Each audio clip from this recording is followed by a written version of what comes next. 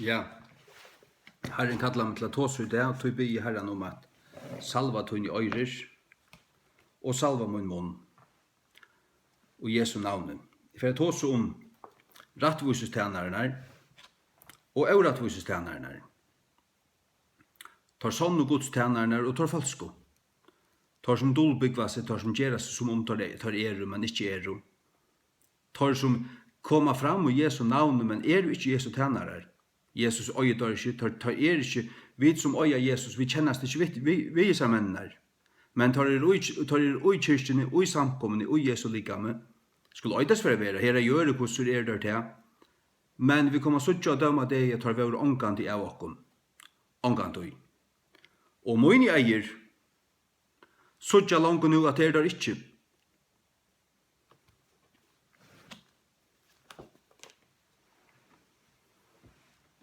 Tog det er så almindelig skjønnet hva han vet å spenne. Man ser hva han vet å spenne. Vi begynner ved å lese i Deuteronomion til 5. Mosebok. Deuteronomion 13, fra 8 til 18, alle kapitlen. Om det ryser opp til av middelen en profeter, eller en drømmer av dreimon, og gjevur her et tekjen eller et under, og tekjen i etle undre ber jeg om først han taler i vi til, sier han det, let om okken fære etter øren godon, som du øy hever kjent, og let om oss tjena tøymon. Nå, du skal ikke gjeva gætter etter åren og her som profete, eller her som drømmer av dreimon, til at Herren tykker god røyner tykkon, til å vite hvert tid elsker Herren god tykkere, vi ødlen hjärsta tykkere, og vi atler sal tykkere. Til skulle genge etter Herren og gode tykkere, og øttast han, og halda bøyene til hånden, og loja rødt hansara, og til skulle tjene hånden, og krøtjast et hånden. Og her som profeteren, eller her som drøymaren av dreimon, skal være tidsen av løyve. Av tog at han vil tala til å snikva tykkun, borstur fra Herren og gode tykkere, som førde tykkun ut ur Egyptalandet, og endurløste tykkun ut ur traldomshusen, til å støyda til ut av veien som Herren til god avbjøa i til å genge av. Såløy skal du køyre hitt ytla borstur fra miunt her.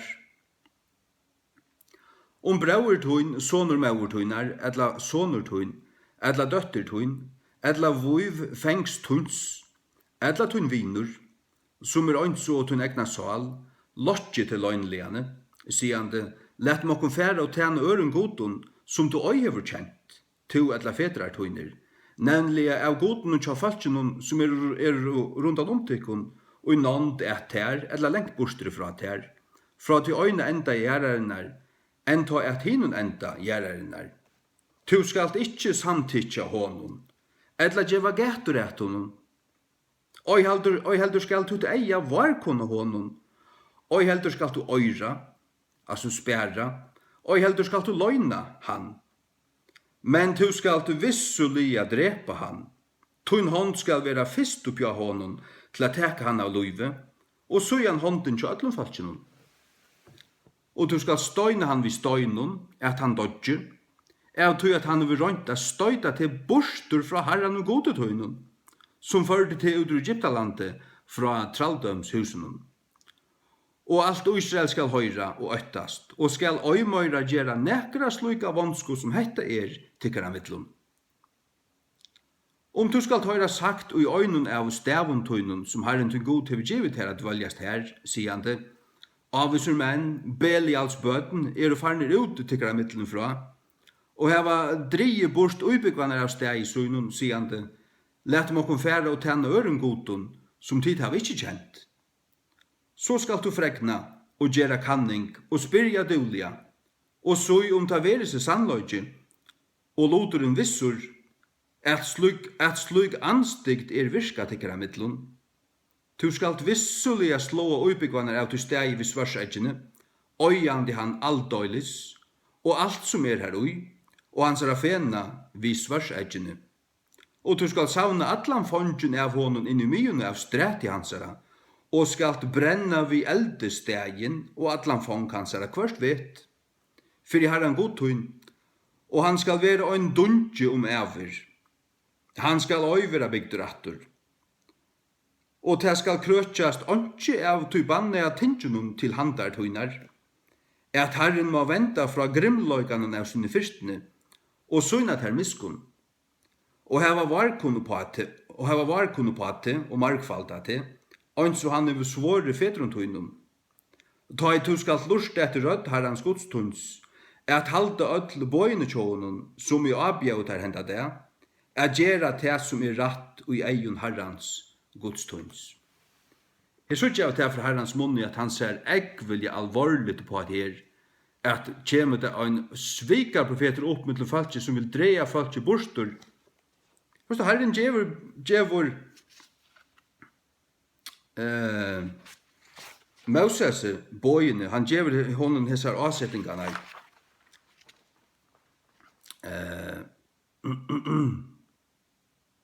Ja, hette er lauen, det vorst, lauen til herren. Og i gamla testamentet vi kjenner det, det var ørvesni enn det nu, tar brukt til at det tog folk av lov og alt det der. Det var så.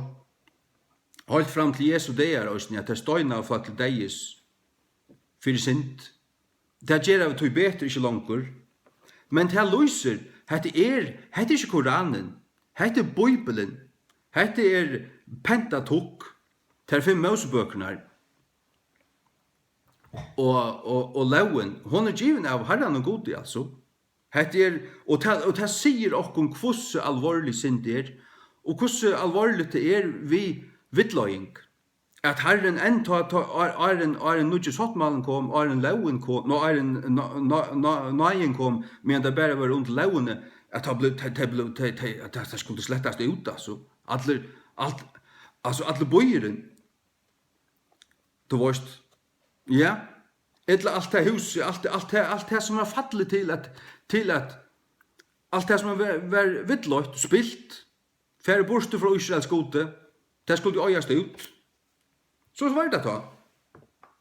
Og det som vi suttet i gamla, det som vi suttet i Nødja Testamentet, det er at til døms i fromkirkene, vi suttet Ananias og Safiro her, som ligva i møte Heilig Andan. God drepe deg. God drepe deg sjálfur, han var ikke svør, Heilig Anden drepe deg. Peter tala i året til fotlo nyer deg. Takk og lov. Og så jeg ut i 4 Korint 5, Korintmøynøyden var ekvelig fangt vi hårdame. Vi sutja at det er bare bøynløys her, at Paulus gjev på at disse her, som er til vårt fallner ut, har givet seg ut, og tar visst vel, men tar livet i siløyse. Siløyse hva er det? Til livet som han utgifter, ikke vil giftast, eller være siløyse. Altså, siløyse flyter øyne sammen vi hårde om, altså. Ja. Du var kanskje hava vært gift, men så du var alt bare hold om hei. Og at la oss ikke hava det øvelse. Til siløysingar var du. 4 Korint 5. Her sier Paulus til omslukar. Han sier til at de høylavo skulle ikke hava nekka samfellag vidt deg. Og ikke samlega. 4 Korint 5 fra 11. Men nu har vi skrivet til kun ikke at halda samlega om nekkar mevor som er kallavur en braur veri ein siløysingur. Han er kallavur en braur. Men han er ein siløysingur. Det er ikke nekka som han vær. Og det er ikke nekka som han snava i. Nei, han er ein siløysingur. Han blev vi. Og livet som en siløysingur og vil ikke vende fra det. Og en slukan skal man støyde ut om øynøytene. I Gamla testamentet blev det dripen, men i Nødja testamentet blev det høgd av.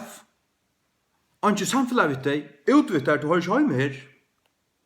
Vi gjør der et stort bil, en frest til å vende fra oss ned. Lett om så sutja da. Og vil til ikke hente det ikke så vekk der. Det ser man også i skriften til Matteus til dømes at om bror til sintar du varst fær to du varst og tåsa vi han bare tid på er takk så øynvitt der. Og vil han ikke vende om, takk han så framfor kyrkjena. Vill han ta ikke vende om, så skal han være der som en høytninger. Hette det samme som det her, som stender her. Men nu har vi skrivet at de kunne ikke holde samle om noen mever som kattlet over en brauer, veri og en siløysinger, eller goyrier, eller en avgodadiskare. Det er det som vi løser her i Deuteronomion. En avgodadiskare, tilbyr godar. Eller en ilmælesmever, eller en driskjemever, eller en peninganøyere. Vi har en sløykon, nøy, ikke at eta. Du skal ikke få der eta vi noen gang. Ikke. Du skal råkne hans fullstendig som farligan. Råkne han som om han hever altså deilige smitto. Det hever han egentlig, deilige smitto og især. Og en slike personer hever deilige smitto og især. Så hvert har vi gjør vi døma tøyrøysen som utanfyrir. Dømer ikke tid tøyr som innanfyrir, men tøyr som utanfyrir dømer god. Dessvegna bøyne borstur tykker av midlene fra handa vonta person. Bøyne borstur tykker av midlene fra handa vonta person. Og han sier også her i samme kapitlet, tykker av rausan ikke gau. Altså til at de røstu seg også her. De røstu seg, som er så pinsamanjøtene i havnene. De rausa seg av til at de frylindar. At de fevna alt, og alt velkommen. Hvor en herde av overvende sintare, som ikke alle skal vende om, og han fer ikke på for seg en gang at han skal vende om. Han skal bare fortsette. Tykker rausan ikke gau, vet at det ikke at sinter av surdodje, surgar allan klumpen, hva det er for en klumpur. Jeg til det som mamma de platt stand og elta. Mamma moine kosser, ikke pappa moine, nei, mamma moine. Hun stod alltid brei, og inne fyrklei i køtjennom. Alltid brei, og synder av surdodje surgar allan klumpen. Hva er dette surdodje? Jo, til synden som vil tolerere manjøtene, hun skal ikke tolereres til manjøtene. Hun surgar alt. Suttja til høyla og rattvus og til at pastoren omgant i avtaler hesebei, hatt og alt som gong fyrir seg manjøtene, hår, sodomi, enn ta. Ja, så kommer det inn i hjørsten i atomen avvitande. De voik og de får det inn i hjørsta, og så aksepterer det da, og aksepterer det og slukt i hjertan, så blir en spurning om tog inntil du fettler ut av sjolvur. Og et sinter av surdodje surgar allan klumpen, ronskje ut tess vegna ta gamla surdodje, ronskje ut ta gamla surdodje, til hever hjärsta gjerra, og hoan, ronsa det ut, at tid med å være nudjur klumpur, og så tid er ausurgeir, til at enta Kristus omleip okkara slateloffrar fyrir okkun. Kristus okkara omleip, okkara omleipslamp, okkara påskalamp. Han slateloffrar fyrir okkun. Jeg vet at det er sånne prætika at det du vet, Jesus Guds lamp, kom til hans herra, takk om at syndana fyrirgjeng, vi vaskaver, og Jesu blau, svart og røyner, og du vet det ja. Det evangeliet, og det det som skal boas, det som frelser. Men det som nu snakker om, det hvordan vi skulle leva. Hvordan vi skulle leva for å være røyn. Hvordan vi skulle leva som Guds bøten, altså, som røyn. Vi røyn seg i Jesu blaue. Vi som hans herra. Men han gav tykker ikke at han levna. Han gav tykker ikke hva som helst. Det gjør han iverhøver ikke. Så det halda til så skulle det hugsa om atur. Det er neste veit. Lett oss nå lese Jesaja 5.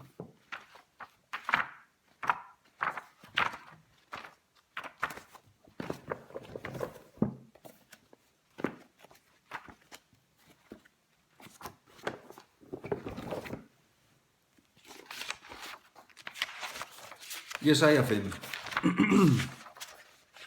Hekk. Jesaja 5. Vers 20. Voi tøymon som kalla ilt gott, og gott ilt, som seta myrskur fyrir ljós, og ljós fyrir myrskur, som seta bokst fyrir søtt, og søtt fyrir bokst. Altså, kanst du hugsa det sluk anstikt? Herren sier vojtøymon som gjerra slukt, som koppa alt av høtte, sier godt vire ilt, og sier myrskur vera ljós, og sier ljós vera myrskur. Så vi kunne ikke bare si at det kallar okkur ljósins bøten, ja, men vi har hørt, jeg har hørt evangeliet, jeg vent jo for 20 år siden, eller for 5 år siden. Jeg kan ikke å møte. Jeg sitter her og spiller bass. Men så fikk vi råten i hjertan, vender på alt, etla pastoren så der, aller helst. Og snakker bare nøyene. Jeg vet at vi ikke nøyene. Og så halde det å være sint at tåsa at vi skulle leve ordentligt. At det noe som gjør nøyene til åndsjes. Nøyene størst hvis vi bare sinta som vi vilja. Det fullkomlig blåst. Det korrupt. Hvis det på andre måten.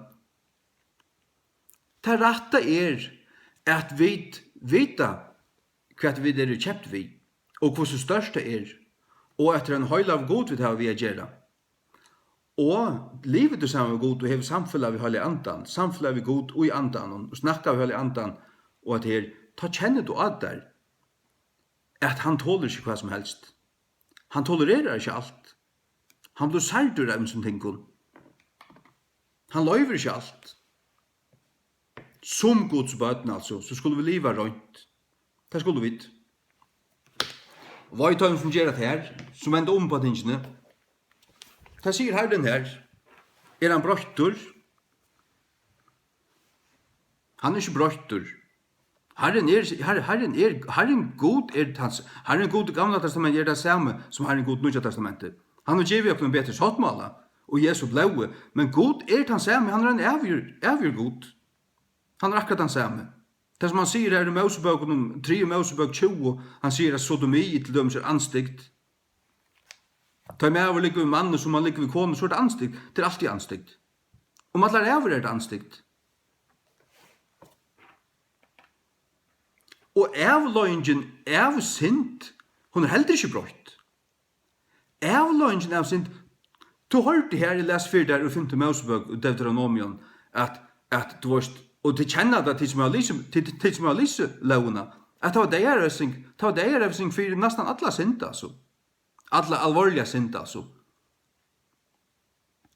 Men hvor vi leist kjøpt? Det hemmeligheten i evangelien, tog at han døg og en fyrir okkur. Vi sier det i okkara rom hos det, han døg fyrir meg, for at jeg skulle slippe undan, og for at jeg skulle få en annan chans. Jeg som lydde av han, jeg som var en sindar i forveien, og ikke kunne bjerga meg urmunne sint. Hvordan jeg så røynte, og hvordan du så røyner, så kunne vi være frelst. Men det på bekostningen av tog Jesus måtte dodja. Til så elskar jeg god høymen at han gav sånn hin åndgittna. Til dessa hver som helst, vi tror at han skulle ikke glætast, men ha avutverande liv. Gav sånn, vi vet hvordan han gav han. Han gav han ble føtter, men han døg i sånne krossen. Det var her, det var tog han kom, det var enda det som han sier i Johannes 16, til tess i komen etter som tøyma. Han visste at dette var endamålet. Det var at han skulle dodja for jokken. Til hemmeligheten og jokkara frelso. Ja. Og tog så langt som nøyen ikke deirefsing.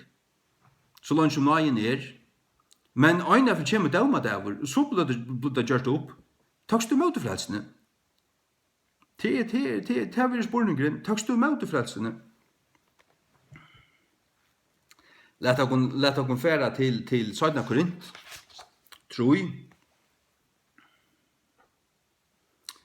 17 Korint troi nudjo. Tog at tjeningen av fordøming være så dult til Gamla testamentet. Fordøming tjenastan. Mykje møyra ber tjeningen av rattvise av i dult. Vi som rattvise gjørt, vi som Jesu Kristi tjenare, vi fer ut vid båskapen som ger folk rattvise og Guds eion. Og det av nøye vi trygg. Vi trygg og Jesu fullgjørda versk, vera folk rattvise gjørt av nøye vi trygg. Rom 5:8. Rom 5:8. Men til en høyla av god vil ha vi å gjøre. Og synda du og lever i synd, så du støyndeir. Ta må skjera. Rom 5:8. Tessvegna verande rattvusgjørder vid trygg, hava vid fri vid god, jøgnen herravaran Jesus Krist. Verande rattvusgjørder vid trygg, vi bruk av trygg, jøgnen trygg, vi rattvusgjørd, hava vid fri vid god. Sagt du, til rattvuse, og så kommer frigjør. Folk løyde etter frie, to først ikke fri utan rattvuse. Sagt du hever au fri hvis du vorst at du hever au oppgjør ting, særlig av god, men også med andre mennesker. Ta bildes, du hever au oppgjør da spurningar, au oppklar, og her er det tutt loiv, og ta du dorsk, du vorst ikke, ta hever du au fri. Men rattvus gjør vi god, har vi fri vi god. Så er du hans av vinner, her er ikke utstandande. To goder vinner, så får du fri. Ja, rattvuse, fri. Kom nu til Kom nu til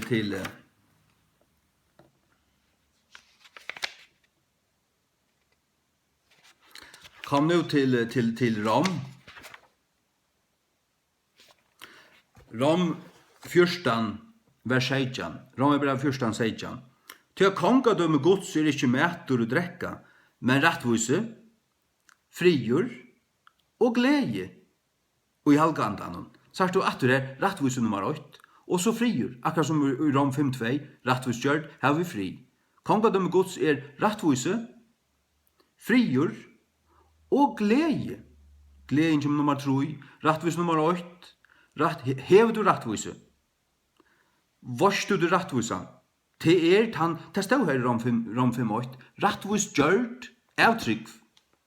Av trygg var Jesus Krist vi rattvis gjørd til hjersta vøyta. Heilig anden ber til vittnesbord. Nu er du rattviser, nu er du fyrirgiven. Men så måst du liva som det. Som det som du av nøye vid trygg. Det skal du liva ut og i røynd og veru og i tunne livet. Så at det vil samsvær ui at du lever som det som du erst. Det er svært. Kongadømme gods ikke mætter å drekka med rattvise, frigjør og glede. Ta du fri, du gav samvetsko, du fri, og så først du glede. Ja, vi verande glede, som du ikke pystar pumpa opp, og standa vi oppratten hånden og mås opp etter og synja lovsångskjør i trykvarter, så du i ekstaso til kvölde, men så det atter tjattlaren dagen etter. Det er falskt. Nei, liv til ui rattvise, ver rattvusgjørdur, og liv rattvusur, så vil Guds frigjør fylla ditt hjärsta. En sannur frigjør til en andalig frigjør, som heilig anden djevur her vi verande ut ditt hjärsta. Og hever du det, så hever du også en glede. Jeg kjenner til det som snakker om. Ja. Lad oss nå fære til Rom 6, 12-13. Rom 6, 12-13. Romerbrev 6, 12-13.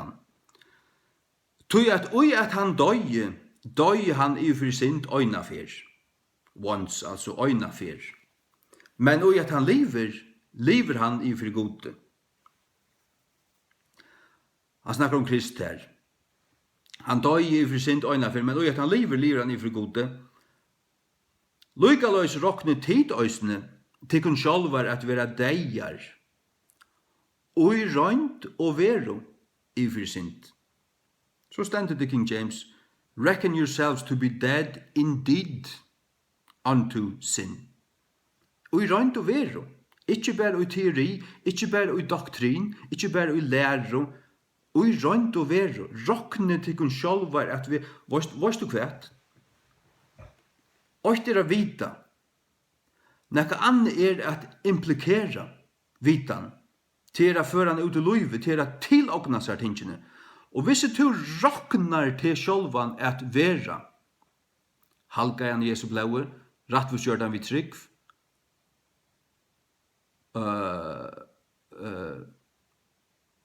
deian for synd, og rønt og vero,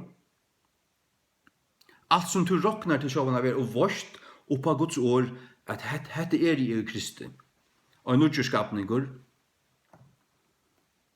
ikke under banning, men under sikning. Ja. Alt det som du vorst, og roknar, og altså, du hjärsta sier at du vorst, at du sier at du tiloknar det, det tutt. Og ta du vorst at hette det som du erst, som Guds baden, ta flyter du fra deg til liv, altså, til og trygg, til vi trygg av Golgata verset, men ta gongur du inn uita, vil jeg sige. Jeg vil heller sige det på den måten. Ta begynner du at njauta, eller oppleve, ja, og genge og i livet og i signingen av at være i Kristi. Altså, ta du rokna det deian og i rønt og være i for sint, deier i for snær. Altså, det her deier for heimen, og heimen deier for mer, sier Paulus i Galaterbrevet 2. Ta du rokna, ta disse tingene blå tøyne, og som Paulus sier i Filippebrevet, Løyvi mer Kristus og deigen av vinningur. Løyvi mer Kristus og deigen av vinningur. Og ta verilig tutt, ta flytes du, og tog kommer livet et annet liv. Ja. Lykka løys rokne tid og som tykken sjálv var at vera deier og i rønt og veru i fyrir sint, men livande i fyrir gode, Jøgnun Jesus Krist var han herra. Så sier han vers 12, let ikkje sint, tessvegna, råa uttikkara deilja likame. Kvui? Ja, men tog at, videre deie fyrir du. Ja, Kristus døy i øyna fyrir okra sint, videre planta i hånden, han sigra i okra sint, han gjør det fullkomna sottarger, og så vi sett en ui han, og han ser at deie og opprøsten vil gjøre til okkara. Han døy fyrir meg, tog skal jeg ikke dødja fyrir minna sint. Han langt deie fyrir minna sint. Lykka vust som han blei røster opp, lykka vust som tar døptur til hans og livet mot liv, uilekten han alt mot liv, lykka vust vil jeg røster opp av opprøsnaren måttene, og lykka vust som han var røster opp likamlega, lykka vust vil jeg røster opp likamlega, ta i ui hånden, til alt ui Kristi. Halleluja. Men så sier han, let ikkje sint tessvegna rå og uttykkra deilige likame, at tid skulle lutt henne i gyrdun hennara. Nei, det skulle vi ikke. Men kvoi? Paulus vil ha okken under lauertraldom. Nei, tog at vi jo ikke undersynt. Synden deg. Det sier Guds ord, det heter en andalig realiteter som okkara, men av til at han nå okkara, av til at han nå så, tog det passande og høstelig og til øyneste rette, at vi lever så som det som vi Sørst hva det at vi slett døyligt. Men nå må vi fære her i Øysten lykka takket her vi, 17 Korint 11, 13-15. 17 Korint 11, 13-15. Ja, her tåsa Paulus om æra menn, varst du. Ja. Vi leser her i 4 Korint 3 om rattvises tjenestene. Rattvises tjenestene, og så kom jeg inn og at her at vi rattviskjørt vi trygg. Det vil si at vi som frelst, vi rattviskjørt vi trygg. Men også til en rattvises tjeneste til vi bo øren hessa rattvisene, til å bo øren evangeliet. Det vil si at andre få lotvisninger, andre vil kladd i Jesu Kristi rattvise. Og en som ganger fram vi tog, og lærer andre at liva samsværende. Lærer andre, gjør andre til lærersvåner av sånne. Det skulle vi gjøre. Det skulle vi gjøre. Ja. Men her stendur her, det er alltid jeg tekka til vi, 17 Korint 11 fra 13. Tu jeg slujtjer falskjer apostlar, svikalige verskamenn, ombrøydande seg sjálvar og i apostlar Krist, tar brøyta seg sjálvar og i apostlar Krist, men tar det ikkje av sonnen innanfra. Og ta kjenner man og i andan. Og så spyr man ånder, man snakkar om handan presten, handan her, handan bispen, handan her, ditten, datten. Nei, det har ikke fri for en helter. Og har vangandi haft. Ja, så stål på seg egen her. Ja, først fyrir satanmannen. Først fyrir sånne sjålappen og det i viko. Ta forsværa i han lorste. Ta seg han fire. Sodom og presten og fogla fire. Han forsværa i det og kalldømde meg, men snilt. Han førte han snilt av en. Du visste ikke ordentlig, men gjerste opp. Ja, men altså, til ikke gra sånne. Ta seg han imot døy, eller ta seg han fire døy. Hva heldig falskje? Hva heldig falskje om han da presten her? Hva gav han grønt ljøs for disse syndene her, eller gav han rett ljøs? Nei, han gav grønt ljøs. Og det var alt det her. Og bispor spurter, alt det der, nei. Øysene, spyr for folk hva de halda, bisp halda om Sodom og syndene, om hon så farlig, om godtekrene så alvorligt. Hva signaler hever han givet for folk i 2012? Han har ikke annet signal givet enn til at det finnast ordan. Det kvar jo med en stender han så. Men du kan ikke sitte som bispor og ikke uttala det. Du at tia til det samtidig. Jo, men han bliven spurter. Her fanns det en maver i 2013 som 2. januar gikk at fram stovgalvtjassar i 3 kvarter og tala i ramlige og herlige imot Sodom og syndene. Og avværa imot Sodom og prestar. Og så ble bisperen spurt om hva det heldte meg til. Når maverens vekran skulle være sette fastur.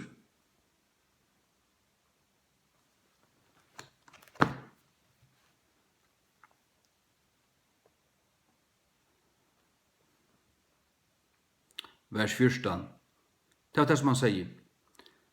Og ånden undran til at Satan sjálfur ombrøytist ivrig en ljøsangel. Satan sjálfur, ånden undran, han tåsar i først om falskare apostlar, som gjerra seg som om det skulle være. Tar færre av teologi seminariet i København eller lærer til prest, så kommer der atter. Fotler i vitan, folk heldur å være klaukar, men der har et myrst hjärsta, tar det være omgående endeføtter. Og da nytter han ikke å sannføre avfrelst mennesker om at her, men snakker man ved andre frelst mennesker om slik ting, så får man samme svære fra dem. Og ungen undran til at Satan sjálfur ombrøydist ivrig en ljøsangel, vers 15. Tøy det ikke mykje ting om hansara tænarar. Hansara tænarar. Øysene veri ombrøyder som tænarar rattvisenar. Hva det her? Tænarar Satans gjerra seg som om tar våre tænarar rattvisenar. Vit sånn frelst og vi som kjenner Jesus og prætikansare år, bøyna falskje inn og rattan ved, boa falskje frels og vegin, vi boa òsne falskje til en smaler vevor. At du kanst ikke liva som du gjør i åren, til ting som du legger av, du gonger halkanar vegin, du vent fra heimen, du elskar ikke heimen, du anstikt for nu har du en annan herra. Du tante Satan, nu tenner du en høylav og gode, som ikke øynen gode som høylaver, må jeg heller sige. Nu tenner du gode som høylaver, og han har fyllt det hvis du høyler enda. Og skal du leva viverande i samfunnet vi god, så måste du leva høylagt og rønt. Og genga smela veien til en smalt postur og til en smaler vevor som fører til lufs, og få det de som finner han. Matteus 6, 13-14. Tog det ikke mye ting om hans at tænare øyne være ombrøyter som tænare rettvisenar. Altså, du vet, tar brøyta seg til å være som om det skulle være tænare rettvisenar. Hvers ende skal være samsværende vi tar av versk. Tar få en enda som samsværende vi tar av versk. Ja. Vi får løn etter okra verskun. Men det tar vår omgandi. Tar vår omgandi rattvusestænare. Tar brøttuse, tar jink under Kristi navne. Tar bør og kaper, og staura gullkrossar, og stau og messavu, og tvattlavu. Men løytu der falki rattan ved, nøy tar løytu falki bortur fra herranon, lukka som vi lausu her og i 5. Mosebok, Deuteronomium 13, 8-18.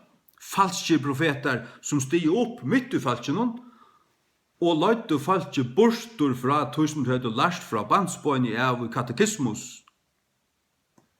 De tutsi bøyene og evangeliet.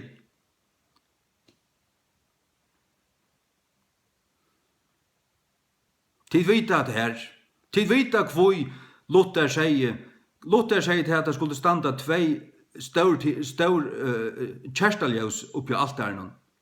Anna skulle minnas til mersker lauen, og hitt mersker evangeliet. Lauen heldur man fram til at vise ødlen at de syndarar. Utan du høyre til tutsi bøyen, utan du vorst hvert ratt og rengt så kan det viskast ut.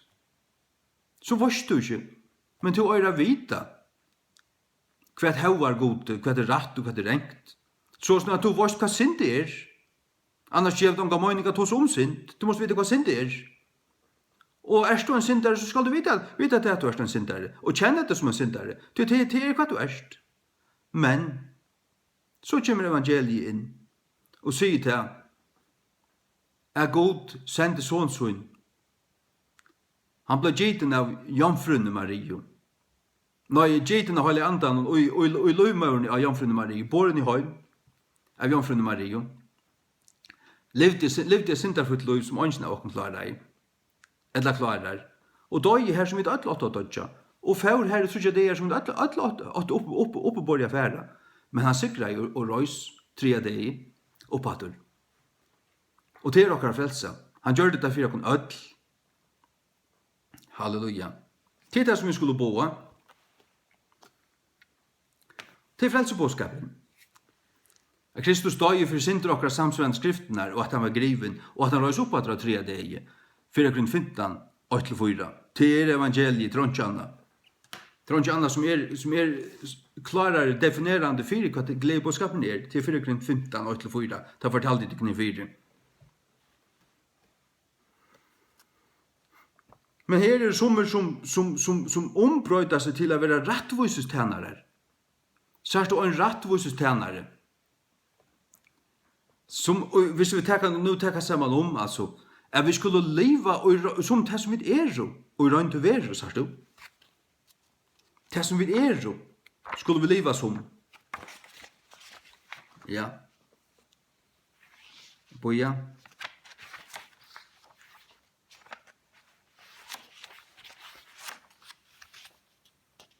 Ja. Halleluja.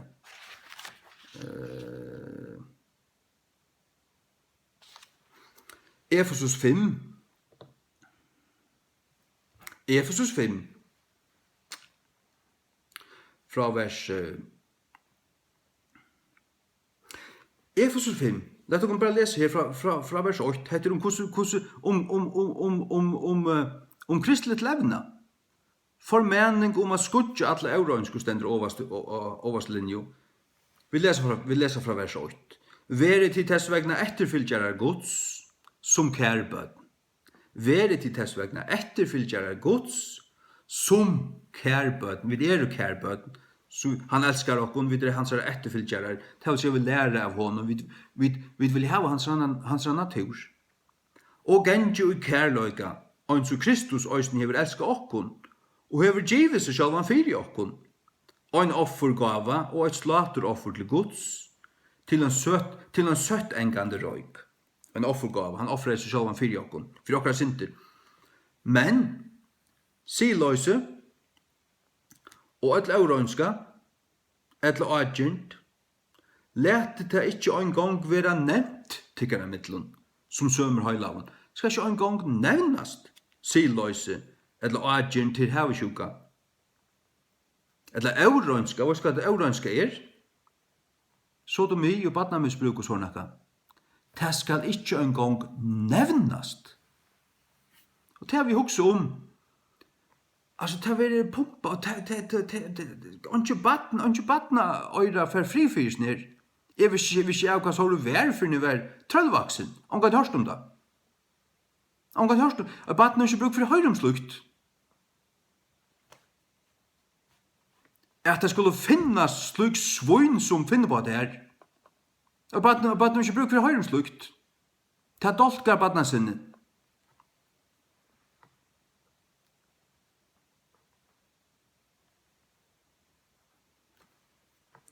Vers 3, men siløyse og ødla eurøynska edla agent lette det ikke en gang være nettikere mittlun som sømer høylaven og heldur skitenløyke edla buttisli tala og heldur skitenløyke edla buttisli tala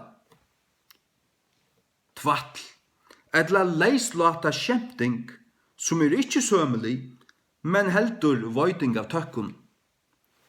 Tøy at hetta vita tid at ongen hårkadlur, eller eurøyner personer, eller hevisjukur mevur, som en avgodadirskare. Avgodadirskare. Han som ikke dirskar god og røynt og ver og i sin hjärsta, han ser at godsdirskaren som du kan eggløya utvarstes, hon er bare lauter, hvis han ikke dirskar god og røynt og ver. Så er det en hårkadlur, en eurøyner personer, og en hevisjukur mevur, bare huksar om rydgjødømme, bare huksar om pengar og bilar, og andre slug ting, til en hevisjukur mevur, og som omgang til nøktur. Han en avgodadirskare, som en avgodadirskare stendur her. Hever nekran arv i kongadom Krists og Guds. Ikke til at God hever nekka møte til et øya ting, men hvis det er det som motiverer til din løyve, så er det din god. Læt i ongan mann vittløya tikkum vi fafongden åren, tog at for hese tingene kommer vrøye gods og på avlutningsbøtnene. Læt i ongan mann vittløya tikkum. Jeg sier at tikkum liva som heimsens bøtn, men vera gods bøtn. Det er vittløying. Det er vittløying som er her. Og kunne liva og i alle som tenker noen, siløys, eurøynsk og agent, skidenløyk og butsligar tal og alt det her, og hårkadlor, hevisjuka, og du vet, alt kvart om anna. Lett unga man vittløy tikkun. Vi fafongden åren, taumun åren, tog jeg for hese tingene kommer vrøye gods og på avlutningsbøtnene. Det kommer en tøymi her som gods vrøye kommer, hon kommer om han iver avlutningsbøtnene. Vær ikkje tid tess vegna lottakarar vittøymun, ikkje hava lot utøymun, eller vittøymun, vir du bara ætskiltur. Vittna fyrir døymun, snakka vitt deg. Men du kanst omgans lukan hava som din besta vin, det er slett til. Tid oi ikkje samløy, tid er ikkje ui samma rujtje. Hans er god er Satan, og tøyn god er Israels god, og soner hans er Jesus Krist. Og halvtje anden. Hvordan kunne tid være sammen?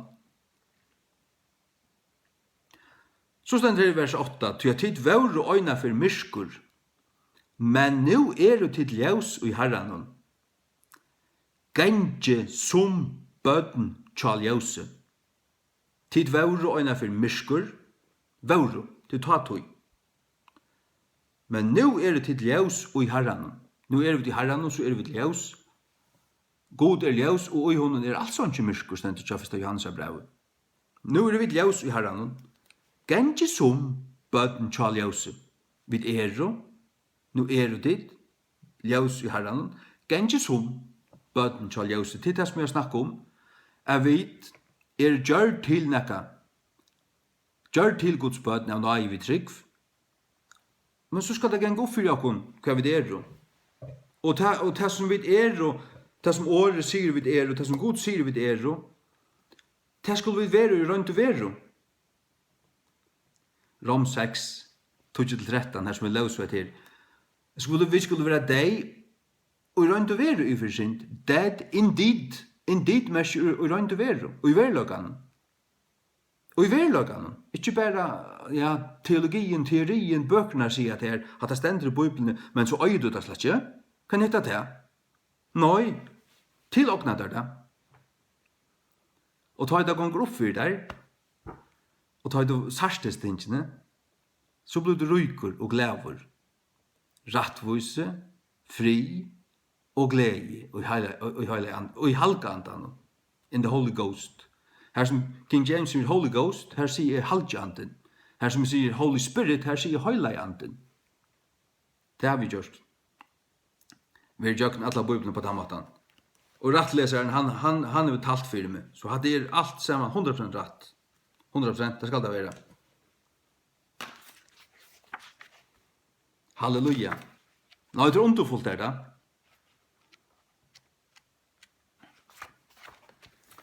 Ja. Så er det Åpenberingen 2. En tekst som vi mengen har tale ut fra før. Åpenberingen 2 fra 18. Og englene tja kyrkjen ut av Tøyre skriva. Hese tingene sier soner Guds, som hever eie sånne loik og en lov av elte, og hans føtter loiker funnen kåpare. Jeg veit verktøyne og velvilt og tænast og trygg og tolme og tøyne og verktøyne. Og henne sørste at vera fløyre enn henne fyrsto. Hauast hetta. Jeg har nekra få loter i møtet her. Jeg tøy at du løyverst hese kvinnene Jezebel, som kallar seg sjálva, en profetinno, kallar seg sjálva, brøyta seg sjálva til, som vi løs her 17:11, brøyta seg sjálva ivrig tænare rattvusenar, men tar og tænare satans. Og til sarstu, tog tar standa ui møgnøytene, ui kyrkjene, ui deg viko, og aulasøko, og valsigna godløse, ui Jesu navne.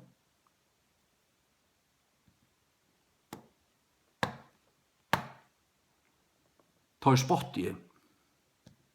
Elia, og fyrre kongabøk, der stender he mocked them. Hverjar? Baalsprofetanar. Elijah mocked them. Han spotta i dør. Jeg kallte dør til ljótaste navnen jeg finner i førska malen. Og en såkallar Guds prestur, som og Jesu navne valsignar til som Guds årskiver anstikt, som valsignar sodomi og spenner tan veien og valsignar til og Jesu navne, han kallar E4-8 noshødd. Og einkvøn talare. Sars du, einkvøn talare som sier seg talar for god, men spenner handan veien, drever folk ut i hatta og Jesu navne som en veløyer, som en hyre. Han en tænare satans. Han elskar euratvise. Guds bøten elskar høylaløyga, rattvise. De har anstikt for det som God har anstikt for det. De sier at det har vært rønt som God sier være rønt, og det har vært skite som God sier være skite. Og det som God sier være ljøs, det sier at det være ljøs, og det som God sier være myrskur, det sier at det være myrskur. Det som God sier være anstikt, det sier at det være anstikt. Og de øya til hjertan, til ikke bare tørre munne. Det er tørre møyning, at det her er anstikt. Ja, men God heldt det anstikt, jeg vet det.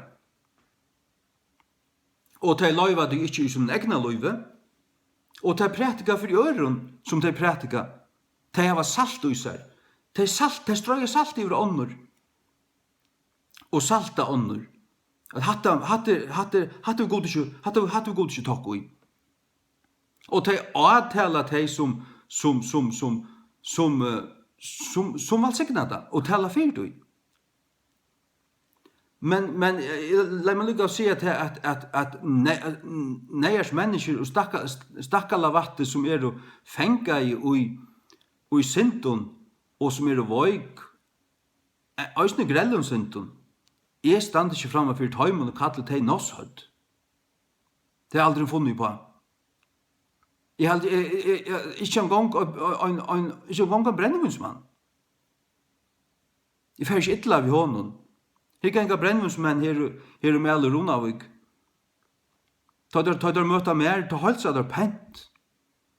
Og jeg sier alltid gav han David der. Og jeg vittnar for dem.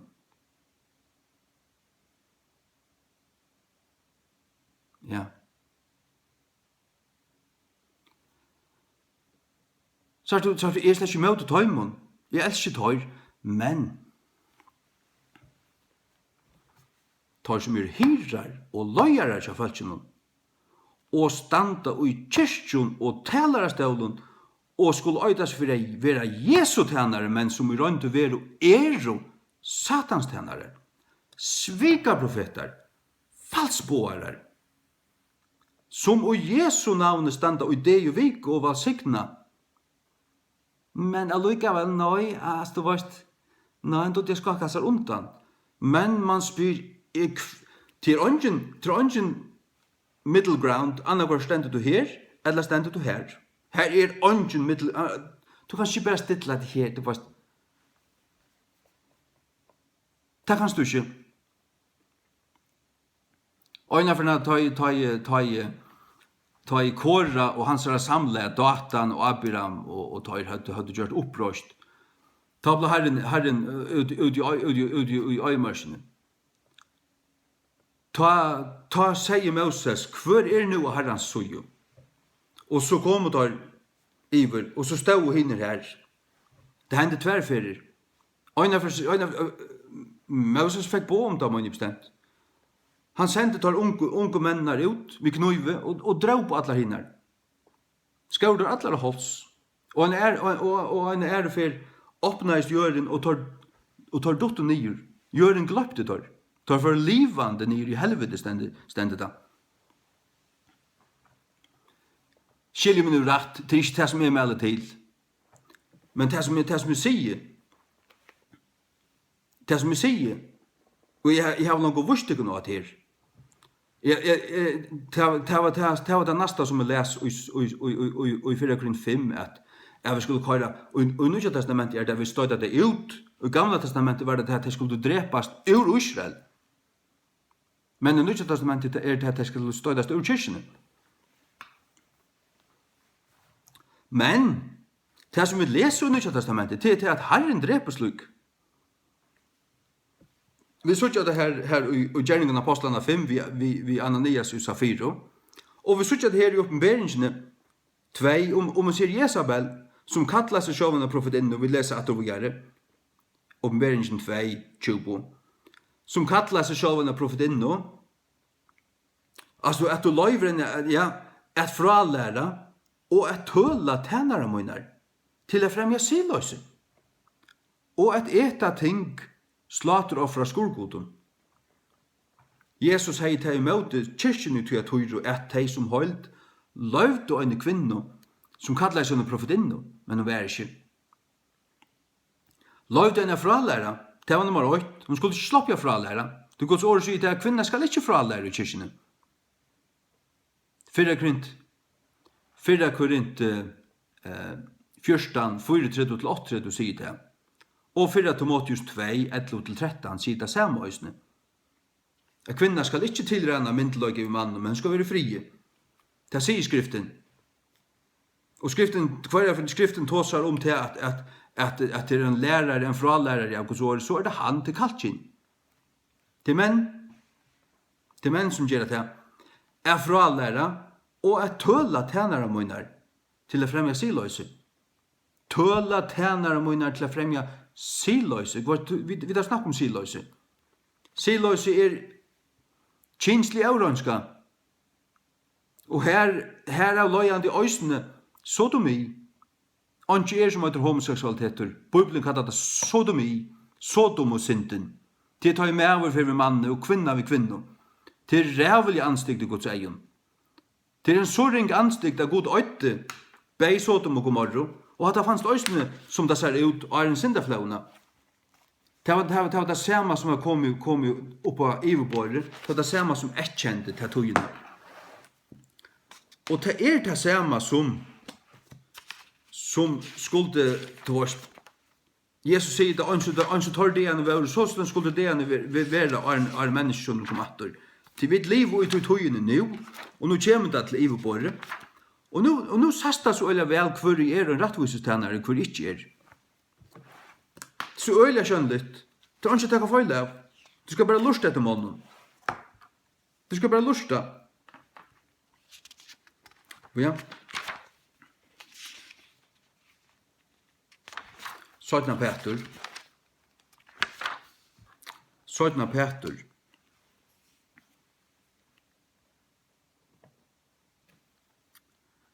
Ja, Søytna Peter 2 fra 5.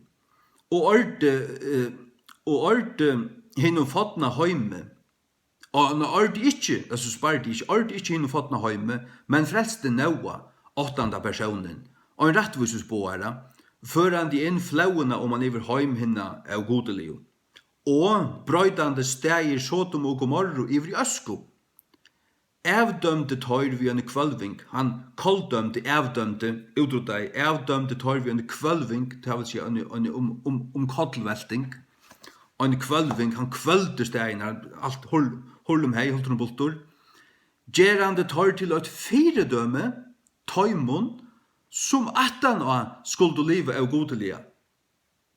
Bispor, Jekvan Frøyriksson, let meg høyra til tala hatta, nastu evlasøkko. Etla øyna fyr. Let okkur høyra til øyna fyr. Tøvnar øyn flagg. Let okkur sutja til øyna fyr som en rattvustennare. Let okkur sutja til øyna fyr uttalade.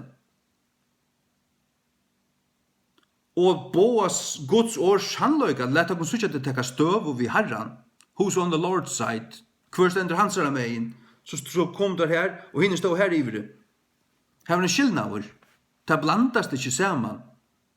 Annakors bor god ut der, eller bor satan ut der. Jeg var ute til negv, det skriver oss til meg, til alt det satan bor i mer, du ikke noe elskande og alt det her. Jeg elsker vurst god, og jeg elsker vurst førjar, og jeg elsker vurst òsne føringar, munna tjau. Det gjør jeg. Det bjørst ikke spyrir nekran om, til ta var ikke sjálfur at det gjør det.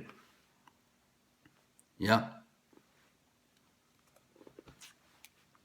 Jeg har personlig ginnje til hvert hus i fargen vi 2 minutter testamenten. Og så er jeg er fag 20.000 bøyblier, og så fer jeg etter til gongo. Til hvert hus i fargen. Jeg heter det kunne i vrøver ikke. Jeg elsker det kunne så mye at jeg sier det kunne sannløygan, og jeg vil gjøre det til å spott. Jeg sier til Guds års sannløyga. Ta i god dømte Sodom og Gomorra, ta sett han der fram som et firedømme, og et eksempel.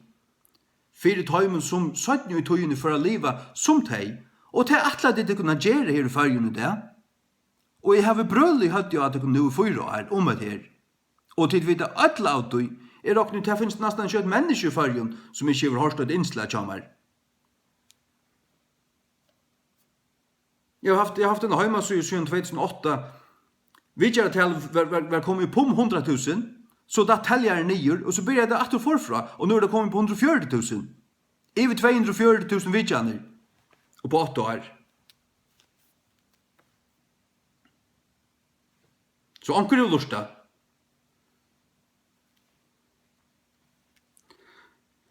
Og brøytande steg Sodom og Gomorra iver i Øsko, avdømte tar vi under kvølving, gerande tar til et firedømme tøymon som attana skulle liva av godelige, og ta alla det kunne jo.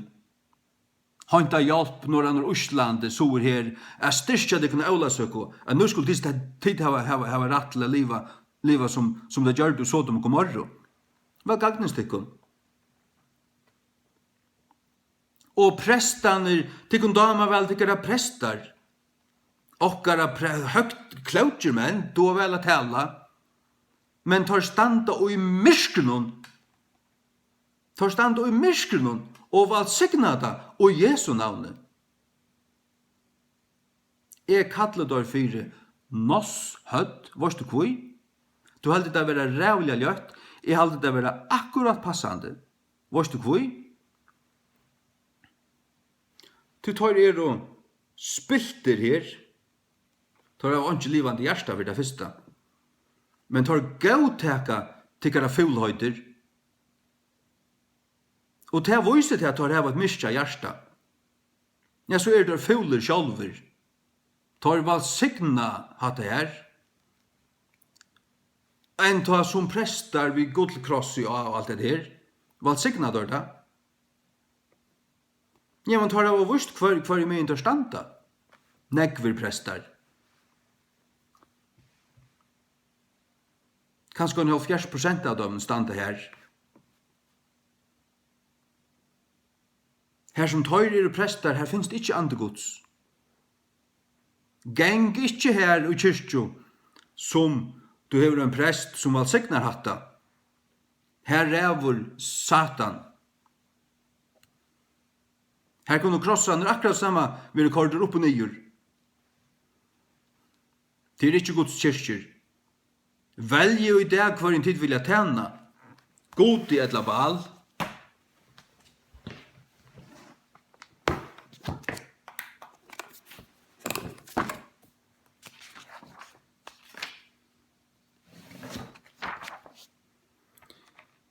Fyrra kongabøk 18:21.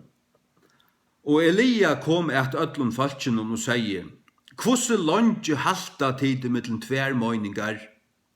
Herren vere god, fylgje honom, men Baal, ta fylgje honom.» Og falki sværa i honom ikkje et år. De visste ikke hva de skulle svære honom. Ja. Og så kom det til skjøntar hver god var god, det var Herren. Eldur kom ned fra himmelen og opptarde offret ta i Elia, slater offret en ung tarv og altaren, og kom eldur her, og opptarde alt der i vatten, i støynene, alt og høyla. Men ikkje tja hinnom. Og så sa folk hver var god, det var Herren, det var ikkje Baal. Tid føringar, tid det var kjent god, tid det var vita, og i alder hver god, hver så er. Det er vi i Israels god, og soner hans er Jesus Kristus, okkara frelsare. Herren Jesus, Jesu pape, som man sier ved bødnene, Jesu pape, men så Herren Jesus Kristus, Herren Jesus Kristus, til hans er navn. Han er okkara frelsare. Herren Israels god er føringa god, hever veri og skal vera, og veri moin alltid. Alltid. Til han er god. Jeg kjenner han. Ta jeg bygge det av oss, du. Og så sier han meg, jeg så ikke de andan akkurst. Han sier, jeg skal fra nere knæ, eller litt av hendrene, eller til vårt, og så bygge til vårt, og så møter han meg. Det kommer en kraft i meg. Jeg føler, kom i samband med lagstet, og ble fotler av det innan. Og så ble vi ekstremt fastur, og ekstremt kvikkur i høttuna ståst. Oppkvikkaver, oppluvgaver. Det er andan. Jeg kjenner andans kraft. Kjenner Israels god. Jeg kjenner min god. Og elsker han. Og fylgjer honom. Og tjene tikkun fyrir han. Ikke fyrir meg. Ikke fyrir nekka anna. Jeg får ikke på rurdui, utan kvaler. Jeg er ikke populær i fargen. Jeg har ikke finnet på rur, utan til at jeg vet at jeg har gjort det rette. Det er det øyneste jeg finner på rur. Nok om det. For så langt jeg halta det mellom tver møyningar, hva feilar?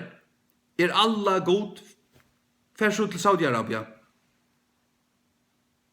Eller whatever. Er han god? Han er ikke god. Jesus. Og Israels god, hans navn faktisk Jehova. Det stender i King James. Og i Mosebok 6, eller 4. Navn hans Jehova. Halleluja. Så Guds navn loksens kom til farger. Han øyde ikke bare Herren, og han øyde Jehova. Jehova kommer tjej for i 4 gamla testamentet i King James. Halleluja. Og så drepa der alle her 450 Baals-profeter. Nu det kommet til skjønt der hver god. Jeg melder ikke til at det falsk så dumt, særlig i seg tøynda falskene, til alt det sjur, nu han lyser en tekst her, nu melder han til for å drepa bisp og ditten datten. Hva skvatt? Jeg dreper ångan, jeg blir ångan drepa nekran, jeg sier bare hver. Jeg har 8 våpen til mot pennor, eller ta i skrive, digg. Eller ta i tåse, gjør innslø. Mot våpen mossaskøye og penneren. Det blir ikke året som mot våpen. Året. Og til det som sannløgjen om at ting han til vårt avsløra liktene. Det egentlig et antall i bardei. Altså, kristen har som kristen, altså. Katolske krossfærere gjør det for 1000 år siden, det kan ikke takke meg av. Tar gjør det vi en krosse. Men det det som sier det kun. Bispo stender her vi en guldkross i regionen og hva signar. Eller at det var drevet han veien. Signalera for ødlom førja falsk at han dos vi alt, vi vet her, og avtaler det ikke, avtaler det ikke, samla pengar inn til det, var signada, og vi fremja det, alt det, men ångan du hørte han sia, at tid som liv og sånn her, jeg må avvære det kun. Han kunde gjørst det i øyene, eller han kunde gjørst det vid tarron, han kunde gjørst det piprande, han kunde gjørst det så han var beppa rattur, men han gjør det ikke på nekra måte. Min nye støv til han en satanstjenare. Han en satansbispor. Høtte i blokken at han Og til presteren Fuglafyr, hon som talar for sånn her, allmänt, og i Norrlandhusen, hever vilja virka for det. Jeg vet ikke hva en stand nu, men her stod hun på seg. Og så kommer en prester, presteren en prester i Høyvugli havn, og ikke hver. At det uttaler seg om at her, og han bærer, det bærer larst og utlint og alt det her.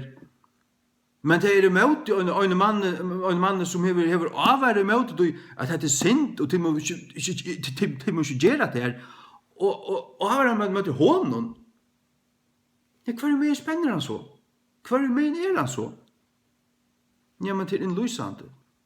Men det var ikke her 5 år fall for mer. Det var lengst siden fall. Det fall først for det så anlitt om mannen. Og inn i egene, og har du kan han ta seg? Sånn her. Jeg føler det bare. Sånn her. Han har ikke Guds anta. Hadde ikke Guds bad. Det føler jeg. Og jeg skammes ikke ved å si det. Og en mann som virker for sånn her, og som alt folk ikke vet at hessen presten her, tar egentlig, tar halda vi hessen her. Nå? Satans prester. Er det også tenner, Satans tenner, altså. Som vi lauser her, ui. Sånn grind 11, 13-15. Tennere hans her, gjera seg til rettvises tennere. Tar det ikke.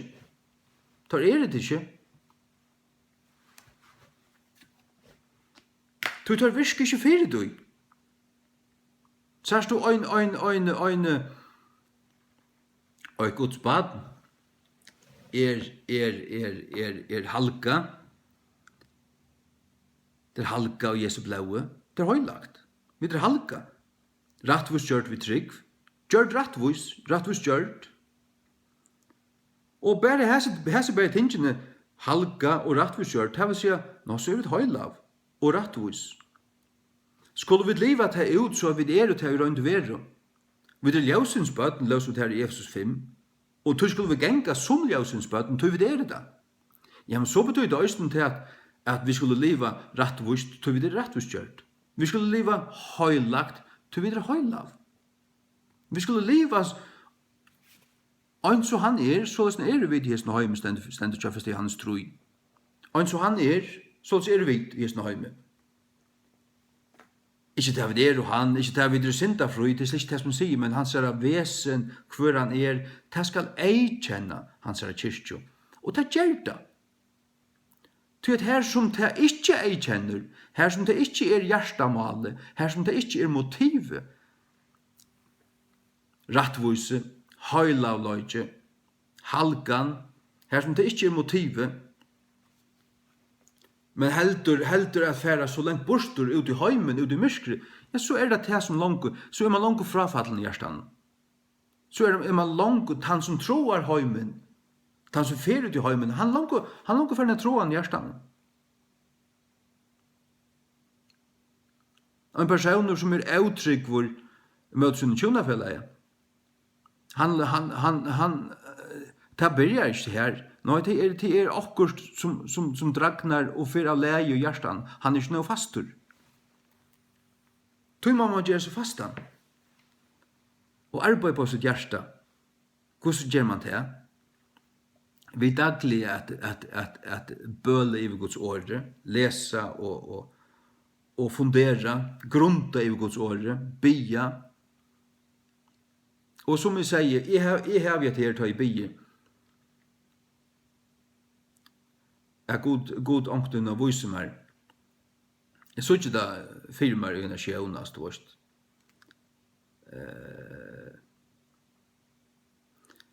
Ja, jeg så ikke da at jeg ferdig knæ, eller at høyre hånd for opp. Og Jerry, som hun sier, så kommer vi i samband vi lekstet. Og så kommer det, og så fyller det likame ved Guds kraft. Halleluja. Takk og lov. Ja. Nei, vi kunne ikke være slik som koppa tingen i høtte. Og si at du varst.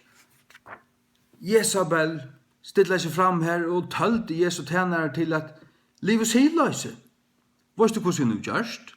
Hun har ikke sagt kom og let og fære og i siløse. Hun har sagt at hun har gjort det fortrevlig, vet du, at det ikke var så farligt.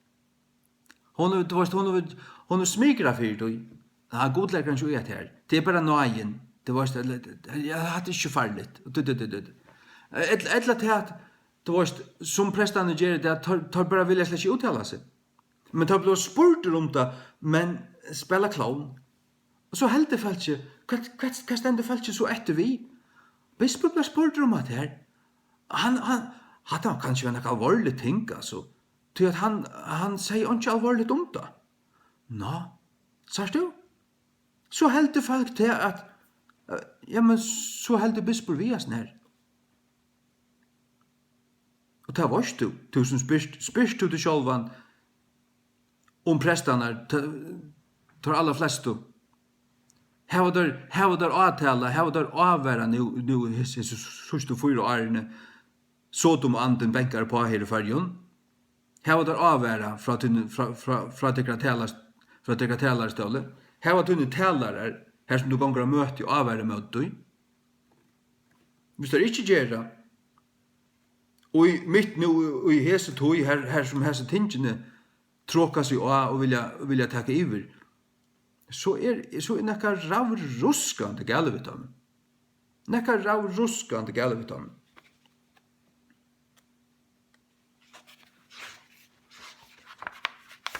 Så det ikke rattvise tennere. Så det ikke rattvise sjálfur. Sørst du, det ikke bare teologi og teori. Det ikke bare blå lærdur til at nu du at det bare, men så du bare avbrøttur. Eller at du tror hit. Du kan ikke tro hit. Det gamla.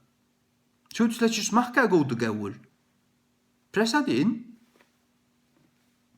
inn. Han gauur. Hitt pust, og ikke verst. Jeg var ikke hva det er ute. Jeg var frafallen for 6 år. Herren fiskade meg opp på 2003. Takk og lov. Jesaja 5:20 atter. Nei, fra 18 hesfer. Så får jeg gjøre at enda. Men Jesaja 5:18. Voi tøymon som dreia misger. Dreia. Så har du jeg tog som at jeg ofta tog som det før. At det er en tåtåan i fargen. Det er en tåtåan om disse ting. Det er hver jeg halda vi, og hver er imot det. Hva vi er spennende du. Hva vi er spennende du. Du kanst ikke bare stande og søylinjene. Ja, men blev du spurt, vet du hva? En prestor som skal øydes for å være en veløyere, og skal øydes for å være en andalig tryggvande med som blev spurtur. Og som ikke sier at det er sint, tar han vite av Guds ord. Han skulle vite at Guds ord sier det sint, men han sier det slett ikke. Og så tar jeg omtale og evne og en med som har sagt det, men han bare kolddømmer han og velger en kavhøyden sodomoprest. Men han er selv en kavhøyden sodomoprestor. Jeg så alt nå søtt. Nå søtt. Altså pervers. Da jeg sier det, så er det for å løse ansikt, til for å løse at jeg halte at det er helt rævlig løtt. Jeg er ikke årfyrd. Og det som gjør det ekstra løtt, til teater gang under Jesu navnet, og skulle øydes for å være hans tjenere, men så er det dundrande satans tjenere. Ta slær klokkan som er, ta ferdig strykene som er. Da kan ikke annet enn spotta. Da kan ikke annet enn spotta. Og jeg følte ikke løtt. Det er egentlig kærløy ut i. Det er for å riste deg til, og gjøre deg en hjertemassasje. Det er for å vise deg hvordan alvorlig støvan er. Vita det ikke av tog at hvis det dodja og fer inn i æveløykan utan Jesus Krist, så vaknar så fer det i helvete, og det vaknar opp til dauma det, og vera så hiva i eldsjekven, og her skulle det brenne i allar æver. Vita ikke av tog. Så alvorlig er det. Så alvorlig er det. Her har vi valgt smela ved. Veien til himmels. Rattvises veien som stendt til Jesaja 35. Sjålt daren skal ikke vittlast av honom. Lät oss läsa her. Jesaja 5:18. Voi tøymon som dreia misger vi fafong der bondum. Dreia misger. Og synd som verta vi en kjerrerøype. Det halada. Spennende. Det er akkurat som en tåtoan. Det halada inn. Voi tøymon som arbeider fire tøy. Voi tøymon som arbeider fire sodomie i fargen. Vojtekon, som løyere kjøsne falskjennom, og ikke avværa. Vojtekon, som vera spurter og heldur, og vi slåskøyton verja da. Falskjestender etter vi tog smatjen og munnen etter halda vittui, og til søtt ikke et åre møte du, men kolddømt og en mann som hei tale møte du. Vojtekon. Som sier, let han gjøre kjøttet av og skunda sitt verk, at vi med kjøttet. Dette er alltid spottet. Og let Rahins høyleia Israels narskast og koma, at vi med kjenne det. Det sier der, vi sin munne, men tar arbeid for synden, vi sin verskun, vi sin løyve, vi sin møyningun, vi sin uttalelsen mittlen falskje. Men så sier der, hette svikaprofetane. Ta vil jeg beheia bavun. Ta vil jeg beheia bavun. Jeg vil bæra beheia gode. Og ta imen som kjenner sannløygan. Så kunne hinne møyna hva de vilja. Det kan ikke takka meg av. Så stenda vi voi tøymen som kallar ilt godt og godt ilt, som setta myrskur fyrir ljøs og ljøs fyrir myrskur. Som setta bokst fyrir søtt og søtt fyrir bokst. Voi tøymen som viser i egnu egen søgnen og hygner i egnu eggsjøen søgnen.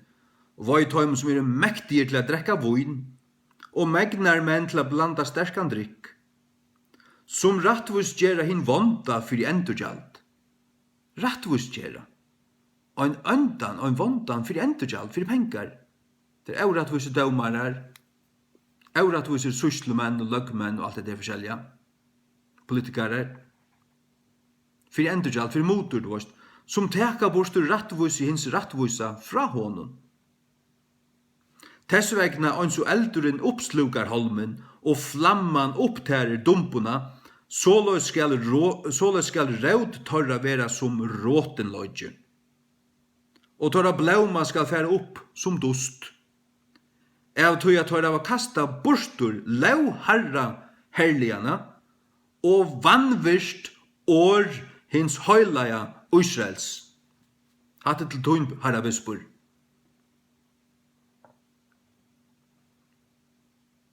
Tøyne sakramenter kommer ikkje a bjarga til himmels.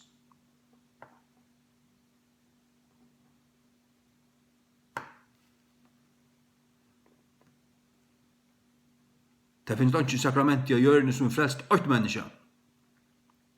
Du skal øye Jesus. Og øye du han så sasta, så elskar du høylagt og rattvust og rønt. Du koppar ikke opp og nyr på tingene. Du arbeider ikke for Satan og Jesu navnet. Så er du en satans tjenare, tykker at du erst. Vers 25. Tøy er Herrans fyrstene kjent i møte falskjansara. Herrans fyrstene er kjent oppflamma i møte falskjansara. Og han har rett fram sunne hånd i møte døgnen. Og hever sliet høyr.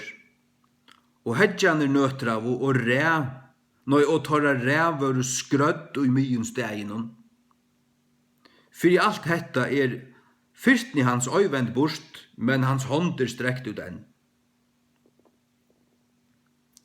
Hans hånd er strekt ut enn. Ja, god lets ikkje spotta. Han som er vår såar, således skal han hesta.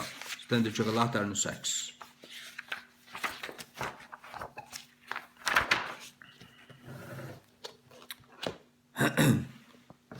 Jesaja 35, det er profetisk om Messias rydje. Vevor høylaløykans, Jesaja 35. Og ein alfæra vevor skal være her. Og ein vevor, og han skal være kalla vevor høylaløykans. Det stender om det i gjerningen av apostlene, at det var kalla i de som hørte til veien. De første kristen, og åren det var kalla i kristen, blev det kalla av de som hørte til veien. Og hver er veveren? Jesus sier, er veveren, sannløyden og løyve. Andre mever kommer et feiren og utan vi mer. Han sier også i Johannes 11, er i opprøsningen og løyve. Opprøsningen og løyve. Han er opprøsningen og løyve. Han er veveren. Han skal kalla av vevor høylaløygans. Høylaløygans. Ja.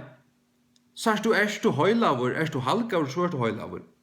Erst du rattvisgjør, så skal du liva, du kan ikke liva fullkomlig osamsværande.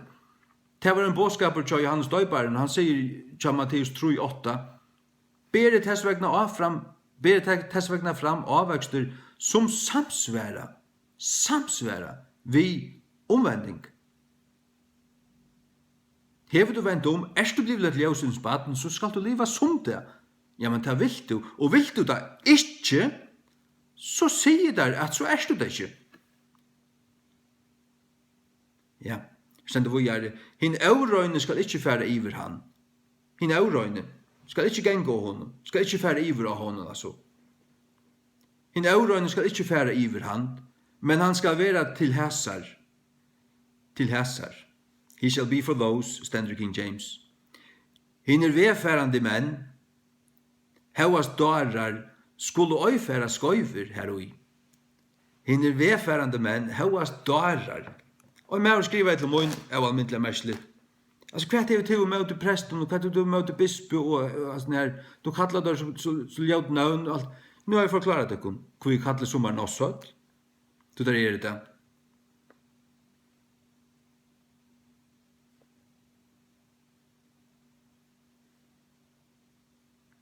en prestor som kallar seg godsprest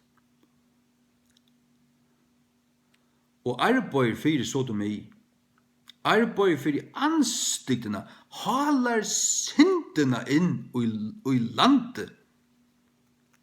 Han er større sodomitter enn nekar annar. Kvoi? Tui han skal øytas fyrir å være en prestor i Guds navn. Han dolkar Guds folk. Han vannhalgar alt som det er. Han gir høylagt, vannhøylagt, han gir røynt skite, og alt blir grått.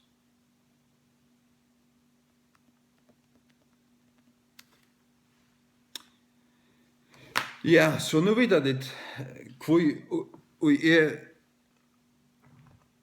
tåser som jeg gjør det. Men det må skilja til at det er ikke av hætre. Det er ikke av hætre. Og jeg har ikke funnet på, jeg har sagt, vi en som har fallet ut i sodomittist avlevna.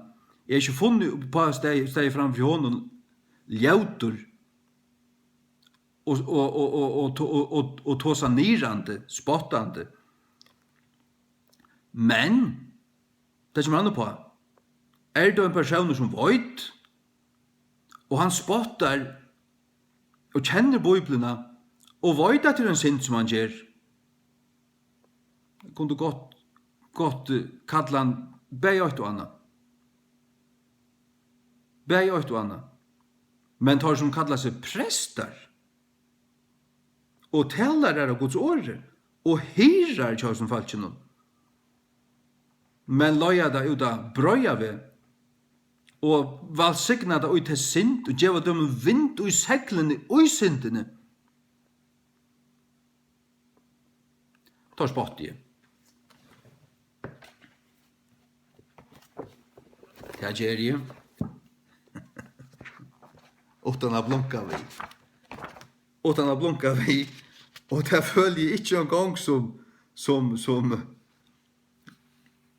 et øyneste pette gale, altså. Ikke neka vet. Og ja. Ja. Hver stendet han nu har vi tåsa av en annan tøyme, at det blåser øyla, jeg vet det er. Det kan heller ikke være sånn at det skunder meg som jeg har snakk på hjertet, og jeg tåser bare egentlig jeg slår ned av i alt. Men det stender altså at han spottar i dag, ja. Ja. Ja. 4 Korinto 18. Nei, 4 Kongabøk 18. 18 fra vers 25. Og Elias sier vi profeter Baals, velge til en ung tarv til tikkara sjåls, og tilrøye han fyrst, til at tider mennesker, og kattelig av navnet av godum tikkara, men sette ångan eld under. Og tar tog ung tarven, som var given tøymon, og tar tilrøyte han, og kattelig av navnet av Baal, fra måten i enda inntil middag, siande, og Baal, høyrokkon, men her var ången rødt, etla nekkar som sværeie, og tar lopo på altare som var gjørst. Og til å bære av i middag at Elia håa i tør. It came to pass at midday that Elijah mocked them, spotta i tør. Elia spotta i tør. Tar vøren nokkur spott, tar tant og satan, har du vittløyt alt Israel borste fra herran til at henne balle som er satan, og fular høyter. Theodor Olsen tøyt helvetes nossøtt du erst. Herra Jekvan Fryriksson tøyt helvetes svika profeter og nossøtt du erst. Ta var god til dere. Modet vende om og avverretta folk, annars vil helvete tykkara avjaheim til å kåla og øyla og brenna og skruja. Og det var tykkara rattvise endurgjald. Ta jeg sier helvetes, så møgn jeg helvetes. Jeg tar her nedefra. Helvete i øydar. Til det som Hetta var det. Just vel. Amen.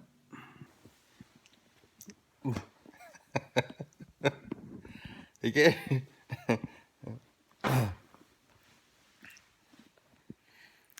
Altså. At det var en kyrkjo vi lærte hun høtt, men det er jo en gjørst hun. Når folk har sagt det med Fløyre har sagt det med at Jekvann Frøyriksson han er så klaukur og dannaur ordentlig mævur. Og det har du også sagt ved meg om Theodorius Noshødd. Det sier det også om han. Klautjer menn, altså. Prestlarter. Come on, altså.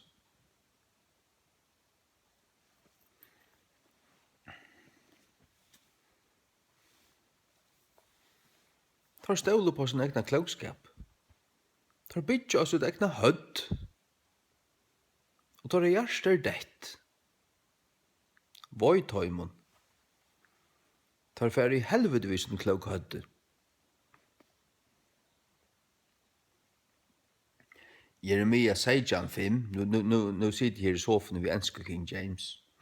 Thus saith the Lord, cursed be the man that trusteth in man, and maketh flesh his arm, and whose heart departeth from the Lord. Skal tog at her, svasir Herren, bannaur, eller forbannaur, verit han meavur, som trøstar av mann, menneska, og gjer hold til armsøyn, som gjer mannliga styrke, mannligt vidkunn, viddoa, til armsøyn, til sitt allit, til sinna styrke. Og hvers hjärsta, voikur fra herranon, hattur tykkara prestar, voi tøymon, og voi tykkun, hvis det luita at der, vegna tåra klaukløka, vegna tåra donaskap, hvordan vel tar du å spela clown i Norrlandhusen? Tykkara bispur en clownur, og en spilloppare. Han damar at få alt falskja flenna, og tåra gjørstu jo fast innstidleie a genga borstu fra gode, og han ferdig bare flenna ut ui.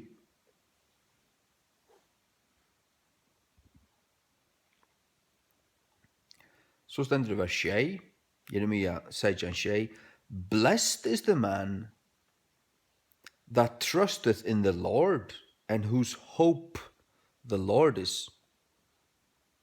Kyrkjan vil ikke bjerga av klaukon mannen. Om det så hadde du gint i skole i 21 år, så hadde det vært trudja for vergen der er.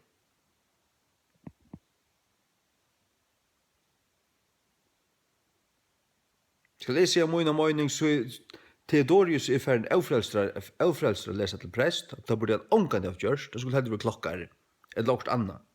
Han dår ikke til en hundans lars som prestur. Eller jeg skuid jo hvordan klokkar han er.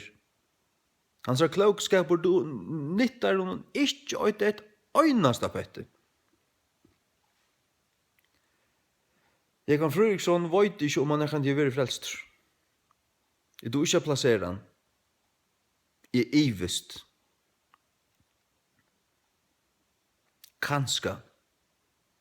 Kanska årena for å lese til prest. Men jeg hørte han tåsa når KFM 1946.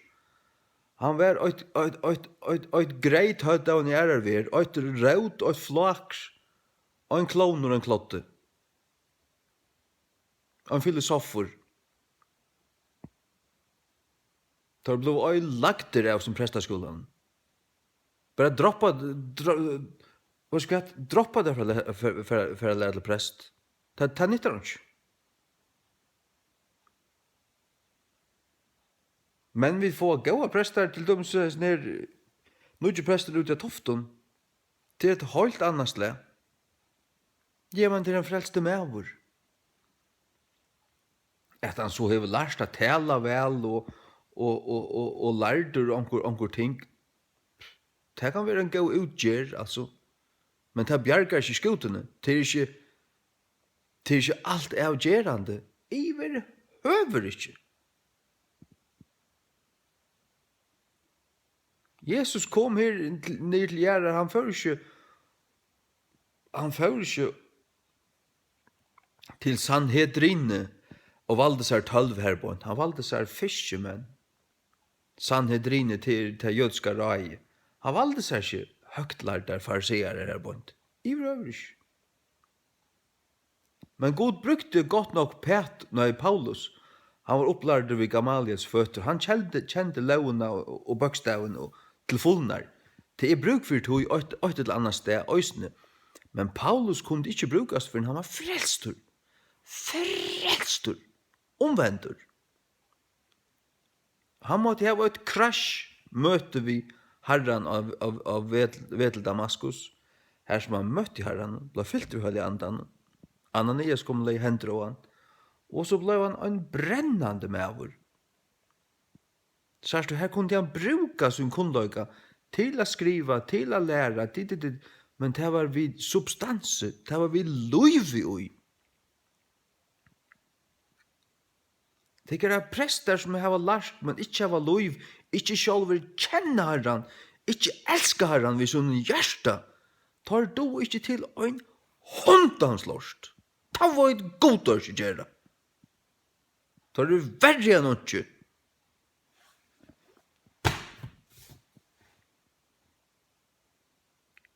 Det er ikke til en hundanslåst. Folk setter seg ut allit og holdt.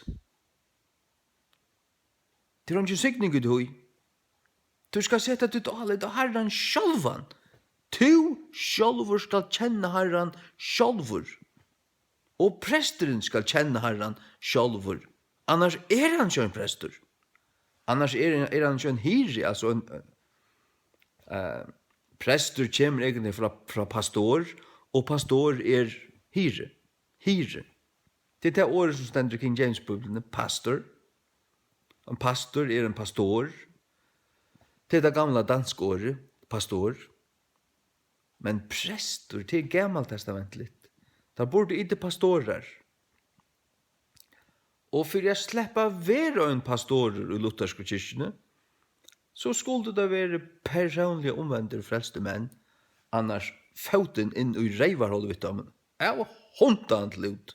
Vett for det kun.